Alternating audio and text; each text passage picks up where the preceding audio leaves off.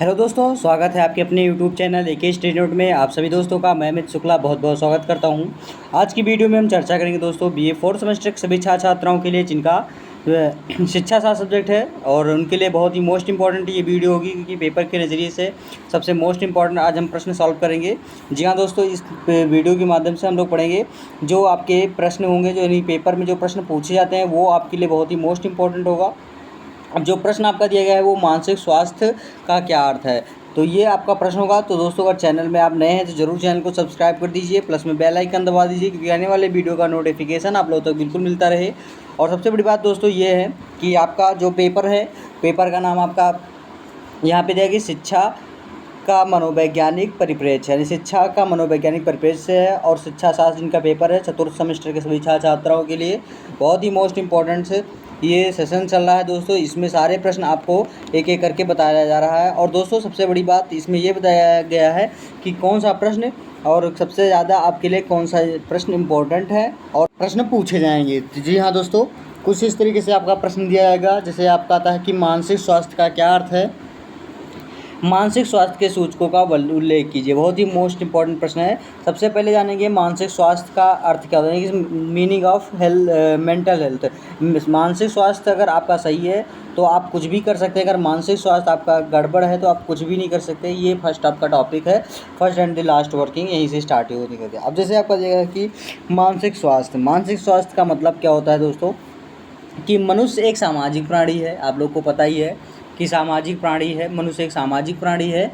और वो एक दूसरे के शब्दों में उन्हें हम क्या कहते हैं, मनोशारीरिक, क्या कह सकते हैं हम इनको, एक अगर इसे हम दूसरे शब्दों में गए तो इसे हम मनोशारीरिक कह सकते हैं। मनोशारीरिक का क्या मतलब होता है, मनोशारीरिक का मतलब होता है जो मन के अंदर का शरीर का पॉइंट होता है, उसको हम कहते हैं मनोशारीरिक। यानी कि मानव का व्यवहार शारीरिक तथा मानसिक दोनों ही प्रकार से अनेकों कारकों पर निर्भर रहता है। यानी कि जो अनेक कारक हैं मनुष्य के शरीर में, उस पर निर्भर रहता है मनुष्य के मानसिक स्थिति के दोनों को लेकर के, यानी कि उनके शारीरिक और मानसिक दोनों पॉइंटों को लेकर के। अब आपका आता है, जैसे बताया गया कि मानसिक का मतलब होता है दोस्तों, ये जो होता है कि ये मेंटली प्रॉब्लम, जो यानी कि मेंटल यानी कि दिमाग से जो थक जाता है, मेंटली प्रॉब्लम जिसे कहते हैं, मेंटल थकान जिसे कहते हैं। तो इस वजह से आपका आता है। फिर आता है इसलिए स्वास्थ्य से अभिप्राय केवल शारीरिक स्वास्थ्य से नहीं होता है, वरन शारीरिक तथा मानसिक दोनों ही प्रकार के स्वास्थ्य से होता है। दूसरे शब्दों में कहा जा सकता है कि जब व्यक्ति का शरीर तथा मन दोनों प्रभावशाली तथा समन्वित ढंग से कार्य करते हैं, तब ही व्यक्ति को पूर्ण रूपेण स्वस्थ कहा जा सकता है। जैसा कि शब्दों में से स्पष्ट होता है कि मानसिक स्वास्थ्य शब्द युग्म मानसिक तथा स्वास्थ्य नामक दो शब्दों से मिलकर बना है। मानसिक शब्द व्यक्ति के मन, मस्तिष्क या मनोविज्ञान से संबंधित होता है। मनोविज्ञान का मतलब आप जानते हैं, जो मन के स्थिति को जानने का प्रयास करे उसे मनोविज्ञान कहते हैं। अब जबकि स्वास्थ्य उसके समन्वित ढंग से कार्य करने की स्थिति को इंगित करता है।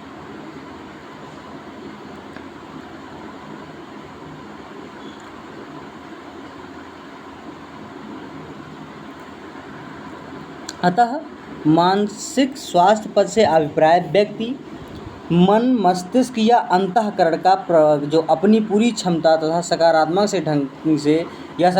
ढंग से कार्य करने की स्थिति से है। दूसरे शब्दों में हम और भी कह सकते हैं कि मानसिक स्वास्थ्य से तात्पर्य व्यक्ति की उस मनोस्थिति से है जिसके द्वारा व्यक्ति विभिन्न परिस्थितियों में सामाजिक तथा व्यक्तिगत समायोजन करने में समर्थ होता है। कुछ मनोवैज्ञानिकों के अनुसार मानसिक स्वास्थ्य सामान्य व अनुकूलता व्यवहार का प्रतिफल है, एवं सामान्य व्यवहार से तात्पर्य अधिकांश व्यक्तियों के द्वारा किए जाने वाले औसत व्यवहार से होता है, जबकि अनुकूलित व्यवहार व्यक्ति के द्वारा अपनी वास्तविकता परिस्थितियों से तालमेल बिठाकर व्यवहार करने से होता है। यदि किसी का व्यवहार अधिकांश व्यक्तियों के द्वारा अधिकांश व्यक्तियों के द्वारा किए जाने वाले औसत व्यवहार से अत्यधिक भिन्न नहीं होता है, तो उस व्यक्ति को सामान्य व्यक्ति के साथ साथ मानसिक रूप से स्वस्थ व्यक्ति कहा जाता है। जैसे औसत सामान्य व्यवहार समाज, धर्म व संस्कृति में अस्वीकृति या असमान व्यवहार भी हो सकता है, परंतु कुछ मनोवैज्ञानिक मानसिक स्वास्थ्य से इस अभिप्राय को स्वीकार नहीं करते हैं तथा व्यक्ति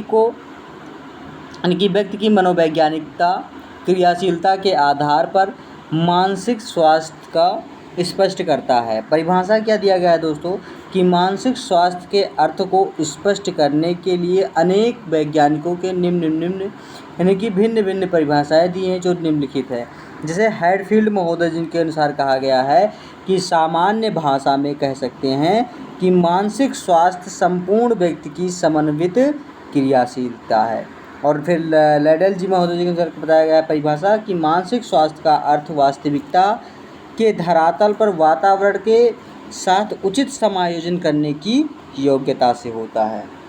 तो इस तरीके से वो आपके जो लावेल जी थे उनके बारे में था। अब आता है जॉन्स, सूटन तथा वेबस्टर महोदय जी के शब्दों में बताया गया है, और इनमें जो बताया गया बहुत ही लाजवाब और बहुत ही मोस्ट इम्पॉर्टेंट बताया गया है इनके द्वारा। इसमें इन्होंने बताया है कि मानसिक स्वास्थ्य जीवन का एक सकारात्मक परंतु सापेक्षक गुण है। यह वह दशा है जो ऐसे औसत व्यक्ति की विशेषता होती है जो अपनी सामर्थ्यता तथा सीमाओं के आधार पर जीवन की आवश्यकताओं को पूरा करता है। अतः उपर्युक्त परिभाषाओं के अवलोकन से स्पष्ट हो जाता है कि मानसिक स्वास्थ्य व्यक्ति के समायोजन करने की योग्यता का परिणाम होता है, यानी जो उनकी योग्यता होती है, जो योग्यता उनके समायोजन करने की का जो परिणाम होता है उसी को मानसिक स्वास्थ्य के ऊपर निर्भर करता है। जैसे जब व्यक्ति अपनी इच्छाओं, महत्वाकांक्षाओं, आदर्शों आदि को जीवन की वास्तविकता के अनुरूप में डालकर अपने तथा वातावरण के मध्य एक संतोषजनक संबंध स्थापित कर लेता है, यानी कि इन सारे चीज़ों को ये मिलाकर एक संबंध स्थापित कर लेते हैं, तब उस समायोजित व्यक्ति तब उसे हम क्या कहते हैं, समायोजित व्यक्ति कहते हैं। और यह व्यक्ति के देखने, सोचने एवं करने के बीच एकीकरण का परिणाम होता है, और मनोवैज्ञानिक एकीकरण की वह स्थिति यानी यह अवस्था अच्छे मानसिक स्वास्थ्य का परिचायक होती है। और इस अवस्था में व्यक्ति द्वंद्वों, निरोधों, वास्तविकता से पलायन, जल्दबाजी के निर्णयों तथा बधिर समझ जैसी प्रक्रियाओं से दूर रहता है, यानी कि जिनके अंदर ये सारी चीज़ें गुण आते हैं। जैसे जो भी हमने आपको बताया कौन से सारे गुण, जो आपकी इच्छा हो, महत्वाकांक्षा हो, आदर्श हो इत्यादि, ये वास्तविकता जो है वो अनुरूप डाल ले और ये वातावरण से अपना संबंध स्थापित कर ले, यानी कि संतोषजनक से, तो क्या हो जाएगा, ये क्या करते हैं कि ये जितने भी बाधित क्रियाएं हैं ये सब इनसे दूर रहते हैं, और मानसिक रूप से अस्वस्थ व्यक्ति का व्यक्तित्व अपने आप में विखंडित हो जाता है, और एवं वह स्वयं के लिए एक समाज के लिए नकारात्मक व्यवहार करने लगने की, जो समाज के प्रति जो व्यवस्थित उनका जो व्यवहार होता है वो क्या होता है, नकारात्मक हो जाता है। और इसके विपरीत मानसिक रूप से स्वस्थ व्यक्ति एक एकीकृत व्यक्तित्व की स्वामी होता है तथा स्वयं के लिए एवं समाज के लिए सकारात्मक व्यवहार ही करता है। समायोजन सदैव ही व्यक्ति के लिए सुखदायक व मानसिक स्वास्थ्य बनाने वाला होता है, जबकि कुसुमायोजन सदैव ही व्यक्ति के लिए कष्टदायक व मानसिक स्वास्थ्य को हानि पहुंचाने वाला होता है। कुसुमायोजन का मतलब आपको बताया है, समायोजन का मतलब होता है जो एक दूसरे के साथ जुटे हों, और कुसुमायोजन का मतलब एक दूसरे से विखंडित हो या इनसे क्या हो, उनसे घृणा करता हो, या उनको ये चीज़ें कभी अवगत ही ना कराया गया हो, तो ये आता है कुसुमायोजन के अंतर्गत।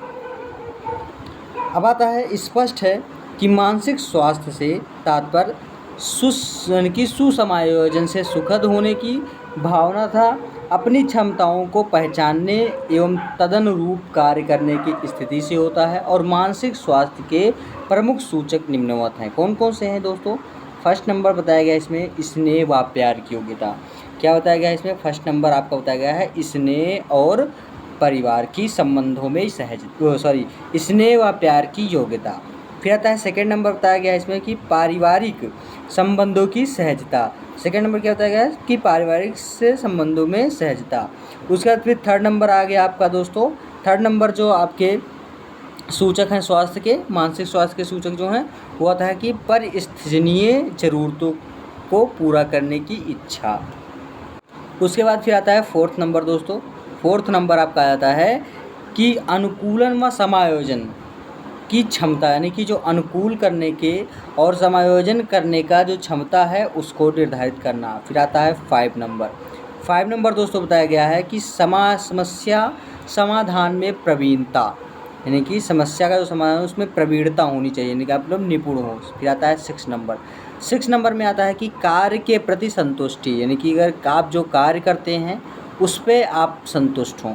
फिर आता है 7th नंबर। 7 नंबर में आपका आता है दोस्तों, क्या आता है कि वास्तविकताओं का सही पहचान, जो वास्तविक है उसको हम सही पहचान कर लें। तो ये आता है मानसिक तनाव से हम थोड़ा सेकेंडरी पर्सन में आ जाते हैं। फिर आता है 8th नंबर। 8th नंबर में आपका आ जाता है दोस्तों, क्या आता है कि सामाजिक संवेदनशीलता, जो समाज के प्रति संवेदनशील है उसको हम एक सुसज्जित और एक क्रियाशील बनाने का।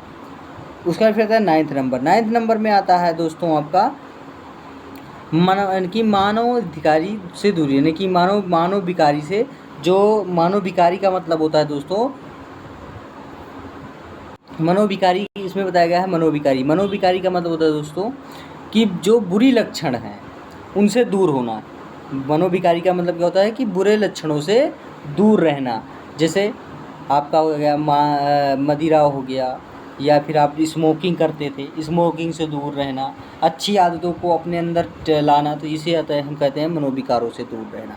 10 नंबर आता है कि तनाव प्रतिरोधक क्षमता, जो आपका तनाव, मान लीजिए आप पढ़ते हैं, पढ़ने में अगर आपको कोई चीज़ समझ नहीं आ रहा है तो उस पर आप तनाव करते हैं, तो तनाव से पढ़ाई आप नहीं कर सकते हैं, तो ये आपका मेंटल प्रॉब्लम होता है कि मेंटल आपका जो मेंटल थकान बताया गया है यहाँ पे, वो आपको यहाँ पे निर्धारित किया आता है। उसके बाद आता है नेक्स्ट। उसके बाद फिर 11 नंबर बताया गया है दोस्तों इसमें कि निर्णय लेने में स्वायत्तता, यानी कि स्वायत्तता का मतलब निर्णय लेने में आपको कोई दिक्कत या हेजिटेशन ना हो। फिर आता है 12th नंबर। 12th नंबर बताया गया है दोस्तों कि स्वयं की बुद्धि व विकास की भावना, यानी कि अपने आप को जो बुद्धि है उसे विकास करना या उसको बढ़ाना। फिर आता है 13th नंबर। क्या हो गया फिर आपका 13 नंबर। 13 नंबर में बताया गया है कि अपने बारे में धनात्मक अभिवृत्ति, यानी कि आप पॉजिटिव में सारा चीज़ अपना अभिवृत्ति बढ़ाइए, यानी कि पॉजिटिव में रहने की प्रयास कीजिए। उसके बाद में फिर आता है 14th नंबर, यानी कि 14 नंबर। 14th नंबर में आपका आता है कि दूसरों की ज़रूरतों के प्रति सजगता, यानी कि जो दूसरे के प्रति, जैसे आप मान लीजिए कोई गरीब है, उसके वो खाना नहीं खाया है तो उसको आप खाना खिला दिए, तो ये आता है दूसरों के प्रति जागरूकता का, यानी कि ज़रूरतों की सहजता। फिर आता है 15 नंबर। 15 नंबर में आता है क्या कि नैराश्य भाव से मुक्त। नैराश्य भाव से मतलब होता है, नैराश्य भाव का मतलब होता है दोस्तों क्या कि एक अपने जो अपना निर्दयी भाव है उसको पेश करना है, यानी कि जो अब गुस्सा से मुक्त होता है। गुस्सा अगर आपको आती है तो गुस्सा से मुक्त हो रहा है, इसे नैराश्य कहा गया। नैराश्य का मतलब होता है कि गुस्से वाले व्यक्ति, यानी कि जो गुस्सा करते हैं उनके प्रति, तो गुस्से होता है, या जिसे कहते हैं हम चिंतन मनन, यानी कि जो चिंतन होता है उसको दूर करने का। फिर आता है 16 नंबर, नियमित दिनचर्या, यानी कि जो नियमित दिनचर्या बताया गया है, नियमित मतलब कि पूर्ण रूप से जो दिन में हमारा काम हो, जो नियमित करते चले आ रहे हैं। फिर आता है 7th नंबर, आत्मविश्वास। आत्मविश्वास जो होता है, आप आत्मविश्वास अपना बनाए रखिए। फिर आता है 18th नंबर, यानी कि 18 नंबर। इसमें बताया गया कि सहनशीलता की भावना, यानी कि जो आपके अंदर हो उसमें सहनशीलता होना बहुत ज़रूरी है। उसके बाद फिर आता है 19th नंबर। इसमें 19th नंबर बताया गया है दोस्तों उत्साहपूर्ण संबंध, यानी कि जो संबंध आपके हों वो उसमें आपको कोई ये संदेह ना हो कि ये बेकार हैं, ये कुछ करने लायक नहीं है, तो उसमें उत्साह होना चाहिए। क्या होना चाहिए? उत्साह होना चाहिए। तो ये उत्साह व संबंध हो गया। फिर आता है 20 नंबर है कि 20 नंबर हो गया आपका स्वमूल्यांकन क्षमता, यानी कि स्वमूल्यांकन है, अपने आप को आकलन करना या अपने आप को किसी चीज़ से अंदाज़ा लगाना कि हम कर सकते हैं, किसी चीज़ को हम इसको पार हो पाएंगे। कोई चीज़ आप करते हैं तो इसमें आप लोग ध्यान रखते हैं कि हम इसको कोई कर पाएंगे या नहीं कर पाएंगे। अगर कर पाएंगे तो हाँ, नहीं कर पाएंगे तो ना। तो ये तो सबसे बड़ी बात कि स्वमूल्यांकन क्षमता। स्व का मतलब होता है अपने आप को, मूल्यांकन मतलब होता है दोस्तों आकलन करना या गणना करना। क्षमता का मतलब होता है कैपेसिटी या आपका जो वजन, जो आपका जो सोचने की क्रिया है यानी कि क्षमता है, उसको क्लियर करना। तो क्षमता का मतलब होता है आपका कैपेसिटी, आपके अंदर कितने सोचने और आपके अंदर जो बुद्धि का विवेक है, बुद्धि विवेक है, उसको कितना आप ले सकते हैं या प्रकट कर सकते हैं। तो इस तरीके से था आपका मानसिक स्वास्थ्य के क्रियाएं।